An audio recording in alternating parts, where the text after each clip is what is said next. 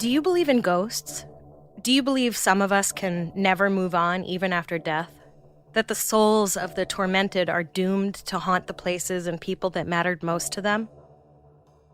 Welcome to Strange and Unexplained, the podcast that pretends it's too cool to believe in things like ghosts, but leaves a light on just in case. I'm your host, Daisy Egan. I'm a writer and an actor and a podcaster. This week, Haunted Broadway. The rumors and legends that travel through the theater community, making us occasionally question if we're the only one waiting in the wing, or if the spirit of some long-dead troubadour is hovering next to us, also listening for their cue to go on.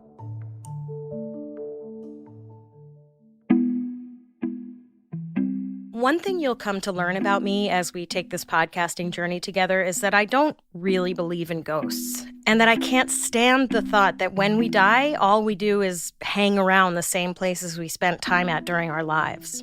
That said, if ghosts do exist and they do haunt places, it seems to me the most logical place for ghosts to haunt is a theater. A big, cavernous space that's empty a lot, and when it isn't, it's filled with drama. It's hard to say if there are so many haunted theater stories because theaters are ripe for haunting or because theater people in general tend to be a bit out there and superstitious, and I'm just gonna say it, a little overdramatic. If you want to piss an actor off, tell them good luck. If you want to wish them luck, tell them break a leg. I think that has something to do with bowing, but I'm not sure, and that's not what this episode is about. Never whistle in a theater. And never say Macbeth in a theater. Unless you're in a production of Macbeth, in which case it's fine. The play itself is said to be cursed. 2 actors centuries apart died when one of the battle scenes got out of hand. Something tells me there weren't fight coordinators back in the day. A lot of bad shit has happened around Macbeth, but the weirdest is that in New York City in 1849, a riot broke out during a performance between rivaling fans of different actors. 22 people died. New Yorkers do not mess around when it comes to their favorite actors. I was once in the middle of a chat with a New York theater critic who shall remain nameless, but it rhymes with ex-Ed. When suddenly and without warning, he lost interest and said, "I'm sorry, I thought you were Susan Egan," and then walked away. For those of you who don't know, Susan Egan played Belle in the original Company of Beauty and the Beast on Broadway. She spells her last name different than me, and she jokes that she's the Egan without the Tony Award. Anyway, if you're ever in a theater and you find yourself having to refer to Macbeth, just say the Scottish play. I started acting when I was 9 years old. When I was 11 in 1991, yes, I am that old, I won a Tony Award for Best Featured Actress in a Musical for The Secret Garden. I tell you this not to brag, but to set the stage for today's episode. I am still the youngest female ever to win a Tony. I tell you this to brag. Audrey Hepburn presented me with my Tony and kissed me on the head. I had no idea how big a deal that was at the time. I don't think I knew who Audrey Hepburn was. I barely knew what the Tony Awards were. Seriously, I don't think I'd ever even watched the Tonys before that year. I didn't grow up wanting to be an actor. My parents didn't have a lot of money, and what they did have wasn't spent on theater tickets. My dad had been an actor in the 60s and had gone in and out of retirement from acting his whole life. My mother, a self-declared socialist, probably thought of Broadway as a playground for the bourgeois. When I announced just before my 9th birthday that I wanted to try acting, my parents were cautiously supportive. They had heard the tales of all those child actors being chewed up by show business and tossed out like a used, dirty dance belt. But they took me to an audition for a musical version of A Christmas Carol narrated by Tiny Tim. I think they thought maybe I'd do an audition or two and get it out of my system. Long story short, I got cast as Tiny Tim. About 3 months after A Christmas Carol closed, I was on Broadway in Les Miserables. I did not get it out of my system. My mom was like, well, shit, I guess we're doing this now. There are a handful of Broadway theaters that people claim are haunted. Today's episode is about the 2 haunted theaters I worked in. The theater where we did The Secret Garden, my second Broadway show, was the St. James on 44th Street between 8th Avenue and Broadway. If you've ever seen the movie Birdman, you've seen a lot of the St. James Theater. If you haven't seen the movie Birdman, don't bother. Seriously, skip it. The lobby and theater of the St. James are peppered with beautiful ornate details. The ceiling in the theater is particularly beautiful. I thought it was the most beautiful theater I'd ever seen. Granted, it was still one of the only theaters I had ever seen.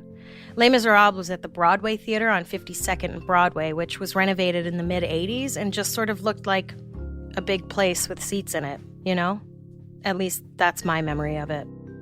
Anyway, what I didn't know about the St. James Theater is that there were a couple of ghosts hanging around backstage.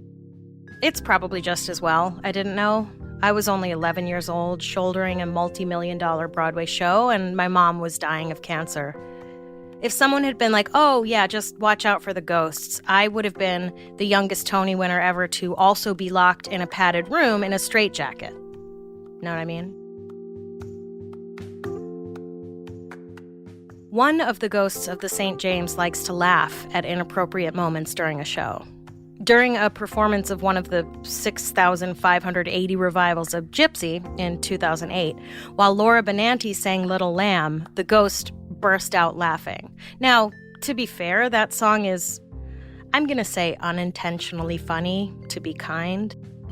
She sings, little bear, you sit on my right there. And that's all she has to say about Little Bear. Like, okay, cool observation. One of the lyrics is, little lamb, I wonder how old I am. I mean, look, I get it. She's supposed to be a kid whose mom makes her lie about her age, but still, in my own humble opinion, it is a pretty goofy song. Sorry, Stephen Sondheim, it's not your best. I never heard the laughing ghost of the St. James, although at one performance the entire balcony was made up of school kids who talked and laughed through the whole show. I wasn't on that day, but I was at the theater doing a benefit bake sale for Broadway Cares Equity Fights AIDS, and I happened to walk backstage at the moment when Mandy Patinkin, the male lead in the show, you might know him as the CIA guy from Homeland, or Inigo Montoya from The Princess Bride, he yelled, "Stop! Stop the music!" He pointed to the balcony. You there, you should be ashamed of yourselves! And then lectured them about etiquette. He got a huge round of applause. It was pretty epic.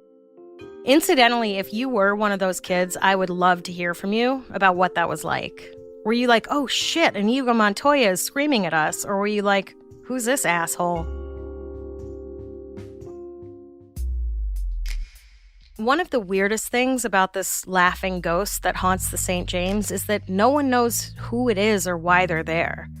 Most haunted theater stories involve ghosts of people who either spent a lot of time at the theater they're haunting or died there. But the ghost causing the shenanigans over at the St. James just seems to be super random. As far as I know, no one has uncovered the story of some actor who laughed himself to death on stage there one night and is now doomed to spend eternity laughing during other people's shows. There's something extra creepy about some random ghost hanging around. Like, don't you have somewhere better to be? The thing is, The Secret Garden, the show I did at the St. James, is about death and ghosts. There are literally 11 ghosts that haunt the characters in the story, so I feel like if there were ghosts in the theater, we would have experienced them. As far as I know, no one involved in The Secret Garden had any weird encounters. I even checked with a couple of my castmates for this podcast, and no one had any ghost stories. Also, if a ghost was going to laugh at anything, you'd think they would laugh at human beings pretending to be ghosts. You know? There was actually one wayward spirit that haunted the St. James for a couple of years in the mid-'90s. Very few people know this story. In 1993 and 94, a sad young girl could often be seen hovering around the stairs at the back of the house watching The Who's Tommy, which was adapted for Broadway from the rock opera from the 60s and was the first show to go into the St. James after the Secret Garden closed in 1993. She hung around backstage, too. There used to be an open fire escape with a staircase that led up the back of the theater with windows to all the dressing rooms. The fire escape stairs started in the alley where the stage door was. Cast members frequently saw the girls suddenly appear outside their dressing rooms, waving at them from their windows while they were half-dressed, getting ready for a show. She was known to swoon at almost every male cast member. At least half the men in the company swore she flirted aggressively with them. In fact, it's likely the owners of the theater put a locked fire gate at the bottom of the stairs because she was so frequently sneaking up the fire escape and bothering the men in the cast. Now, I know what you're thinking. You're thinking, why would they need to put a locked gate up for a ghost? But I never said she was a ghost. She was 14-year-old me. And now you know one of the most embarrassing things about me. Coming up, the most infamous haunted Broadway theater, the ghost that lives in its walls, and the truly bizarre Christopher Walken.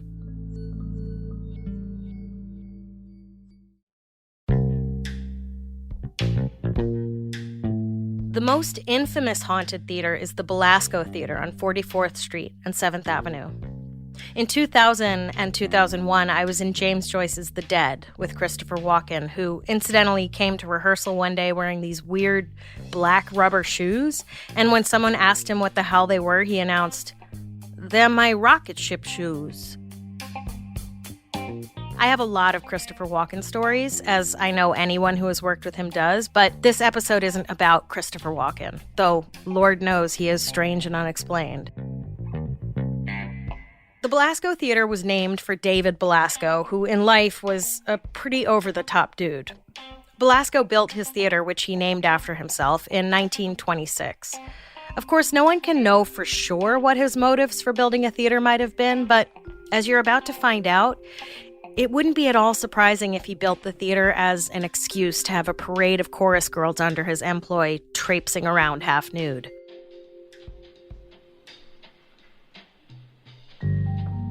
I'm going to take a quick detour right now to paint a picture of what Times Square and the theater district were like in the early 20th century because it's bonkers.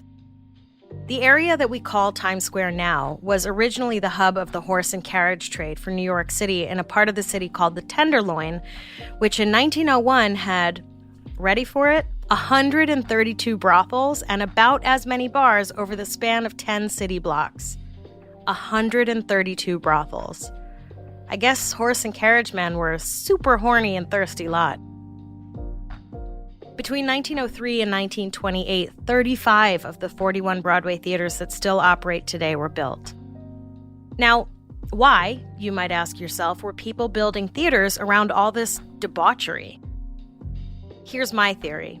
Most, if not all, of the theaters were initially built to hold more risque revues, like the Ziegfeld Follies, which was basically just a parade of scantily clad showgirls peppered with some comedy bits. While Shakespeare was building a theater in England to house his plays, New Yorkers were like, "Show me them titties." So, the theater district of the 1970s and 80s that became synonymous with drugs, peep shows, and sex work was actually not that different from its roots. It wasn't until the early 90s that city officials and developers teamed up to clean it up that folks like Disney and the M&M store moved in. It still looks completely foreign to me whenever I visit. Rather than a mecca for the seedy underbelly type like it was when I worked there as a kid, Times Square and the theater district has become a mecca for consumerism and branding. And look, I know it's safer, and that's great. I know it's nice not to get mugged on your way to the subway after a matinee of Hair, but to me, Times Square and the theater district today is devoid of any soul or character. Anyway, I'm just going to go ahead and assume that Belasco built his theater as a way to gain easy access to women. He was a known womanizer. Belasco wore a priest's collar despite being a Jew because he wanted to stand out, which, I mean, okay. I feel like everything I read or saw about that had people saying how weird it was for a Jew to wear a priest's collar, and no one seemed to just be like, it's weird for anyone who isn't a priest to wear a priest's collar. Like, it's not a normal accessory, you know? Belasco built himself a 10-room apartment above the theater where he would have parties and generally entertain guests, including chorus girls, who are generally not children, but actually adult women. But we call them girls because the patriarchy. I should mention that Belasco was in his 70s when he built himself this swingers pad. He was also married, and I'm going to go ahead and place a hefty bet that he and his wife weren't polyamorous. You feel me? Now look, I'm super sex positive, and I think people of all ages should enjoy as much sex as they can handle. But imagine you're a 19-year-old gal from Omaha with legs up to your neck who wants to be a silent movie star. You move to New York City to tread the boards on Broadway before heading out to Hollywoodland, USA, and you shuffle step hop your way into the newest show at the Belasco Theatre on Broadway. Can you imagine your luck? Now imagine your married, 75-year-old boss who wears a fucking priest's collar, instructs you to get in the elevator immediately after a show. An elevator, by the way, he had built backstage that went directly to his apartment, at which point he undoubtedly had his limp dick already pulled out, waiting to fondle you. You can't tell me that shit is consensual. Guys, it's not normal to have an elevator backstage. That's not a thing. And it's certainly not normal to have an elevator backstage that goes directly to your boss's gross den of iniquity. It's also not normal to have a 10-room apartment built on the top floor of your theater, by the way. And I will say, despite what it was used for, that is pretty badass. Even F. Scott Fitzgerald thought it was badass. Fitzgerald thought Belasco and his apartment were so badass, in fact, he mentions him in The Great Gatsby. Belasco had an immense collection of books and artifacts from all over the place.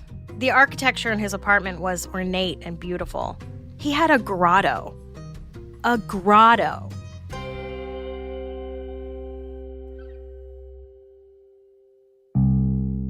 Anyway, there are lots of stories of people being visited by Belasco, even though he died in 1931. He hangs out in the balcony during rehearsals. So dedicated a producer was he's still doing it in death. Obviously, if you've already heard that a ghost hangs out in your workplace, the chances of you seeing that ghost, or at least thinking you've seen that ghost, are pretty good. But people who had never heard the stories of how Belasco haunted his own theater have reported seeing him and asking who the person sitting in the balcony was. And I have to wonder how that conversation goes, you know? Like, hey, who's that priest sitting up in the balcony? Oh, that guy? That's the ghost of David Belasco. Excuse me? Oh, yeah, he likes to watch rehearsals. Hopefully he'll come to opening night. That's my cue, gotta go. A 5, 6, 7, 8. The legend goes, if he attends opening night, you'll have good luck, and if he doesn't, you'll have bad luck. According to her own account, Melissa Errico, the Tony-nominated actress who played Mina in Dracula the Musical at the Belasco in 2004, said she saw a man in a priest's collar walk past her in the hallway outside her dressing room and walk through a mirror into the wall. She told her dresser, Kathy, about it, and Kathy was like, oh yeah, girl, that's the ghost of David Belasco. He lives behind that mirror. Unflappable Kathy rocks. Except that if that had been me, I would have been like, what?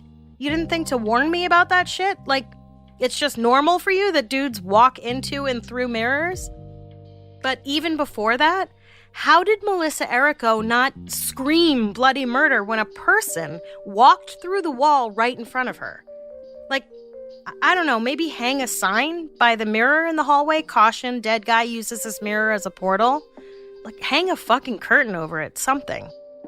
Also, can I just point out for accuracy's sake that David Belasco didn't live behind wherever that mirror was? Like, that's not where his apartment was.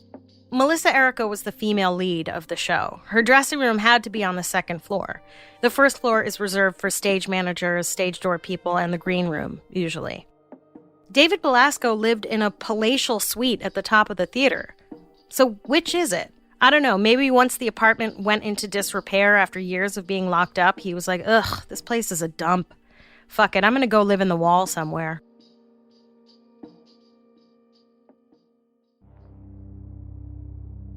One of the creepiest things about Belasco's ghost, as if being a ghost isn't creepy enough, is that he appears fully formed and in color.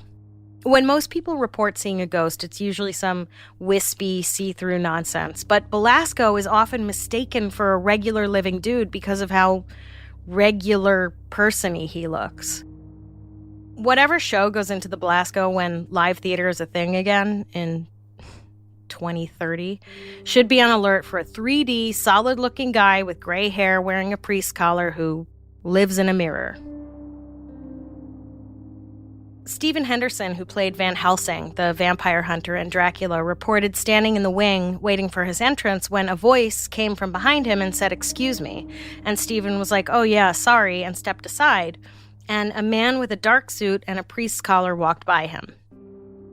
I don't know where this guy walked off to because in the video clip I watched about it, the paranormal investigator started bombarding Henderson with a whole bunch of leading questions.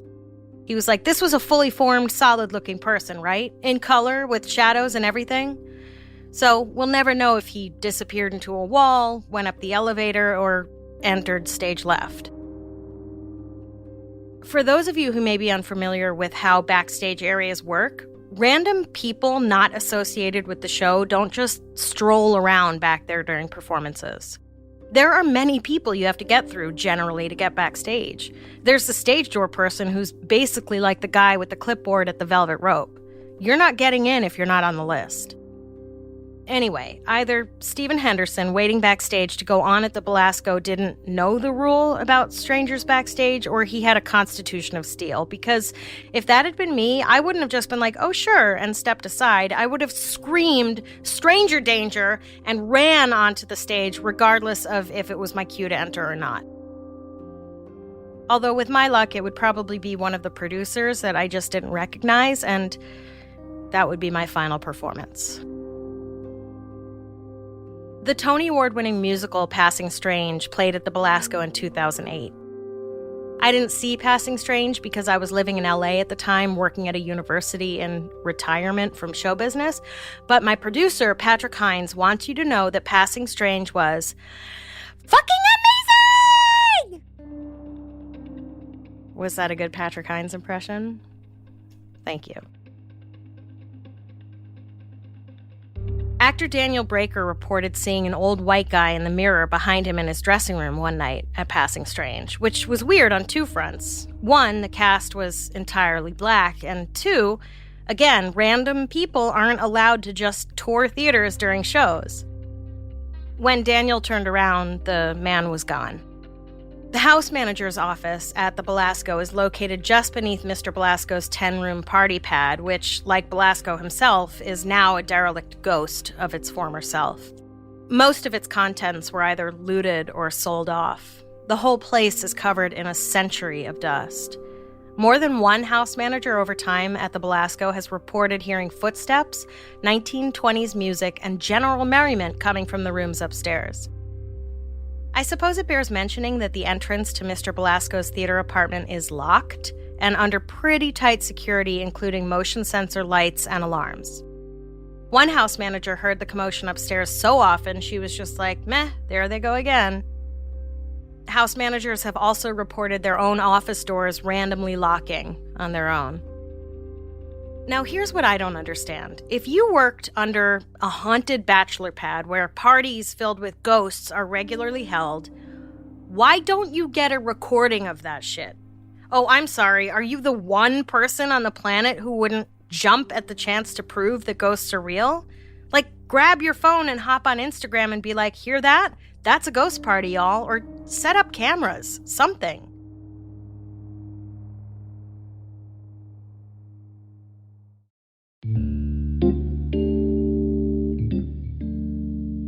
David Belasco isn't the only ghost said to haunt the Belasco Theater. There's also the Blue Lady, or the Lady in Robin's Egg Blue, who is rumored to have been one of Belasco's girlfriends/employees who either fell or was pushed down the elevator shaft to her death in 1925.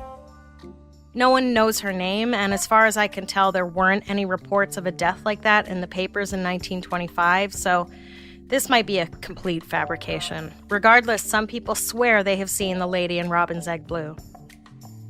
I never saw any ghosts at the Belasco. The one time I came down to the stage left wing for my entrance at the top of the show, and one of my castmates said, "Are you okay? You look like you've seen a ghost." Seeing a ghost was not what happened. What happened was that Christopher Walken was having some kind of bad night and decided to take it out on me as I made my way downstairs to the stage. Listen, I'm not here to put Christopher Walken on blast, or whatever the kids are saying these days. Chances are, if you said my name to Christopher Walken, he would have no idea who you were talking about. But at the time, I like to give Chris a hard time, the same way I give everyone a hard time. Just because he was a celebrity was not a reason to treat him any differently than anyone else, as far as I was concerned. For example, if anyone pulls a half-eaten, lint-covered pickle or apple out of their pocket and takes a bite, like Chris does all the time, I'm going to ask them what the fuck is wrong with them. To me, that's just the logical response to eating pocket leftovers. So when Chris, a native New Yorker, asked me how much the subway cost, it was just natural for me to respond by saying, "What the fuck is your life?" Most of the time, he seemed pretty down with this dynamic.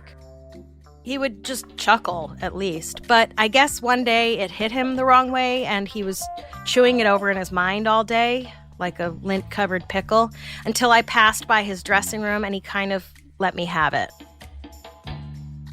I swear on my life, his eyes were bugged at least a half inch out of his skull, and he was kind of red, and said, "The things you've been saying about me are really offensive, and I want you to stop."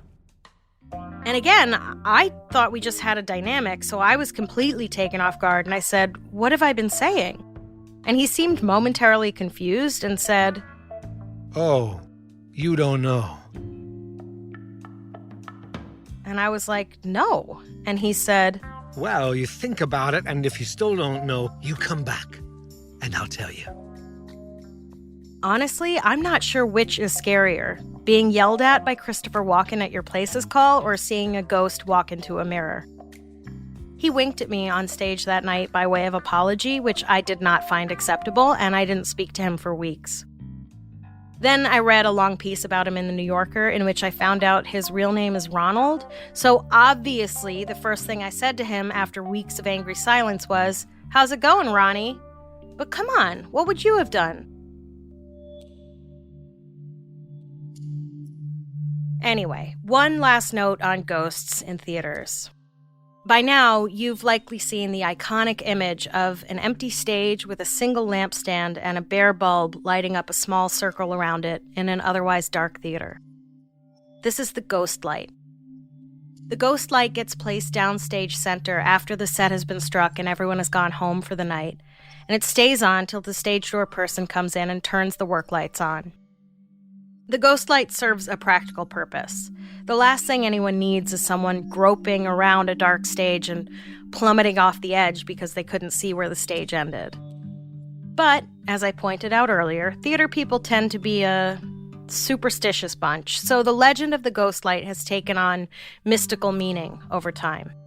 The story goes that one light is kept lit on stage either to keep the ghosts away or to keep the stage bright for the ghosts when we're not there. Because we all know that while ghosts are dead and can walk through mirrors and disappear into thin air, they still appreciate not being left in the dark. I mean, honestly, what the hell is a ghost except for a soul who clearly does not want to be left in the dark, literal or proverbial?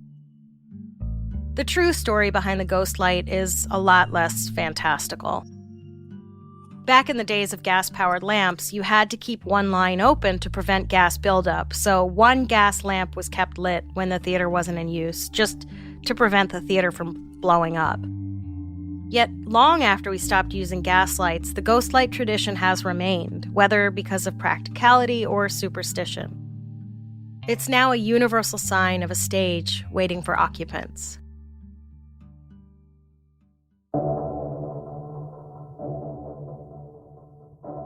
During the pandemic, while all the Broadway theaters are closed, the ghost light took on new symbolism for the Broadway community. A reminder that the lights never fully go out on Broadway, or indeed any theater. And that when this is all over, the ghost light will still be there, welcoming theater people, dead or alive, back to their most beloved haunt. It is a reminder of the power of storytelling, the resiliency of artists, and the fact that most actors will play for any audience, including the dead. If they get a laugh, it'll be all the sweeter. Next time on Strange and Unexplained, Amelia Earhart, icon, glass ceiling breaker, retired banker living in New Jersey? You may think you know her story, but do you? And you definitely haven't heard some of the theories of what became of her. I think one of them might be correct. We have a lot of fascinating and bizarre stories to share with you this season, but we want to hear your episode suggestions as well. Whether it's a well-known case or something that happened in your town that the world hasn't heard about yet, go to our website, strangeandunexplainedpod.com, and fill out the contact form.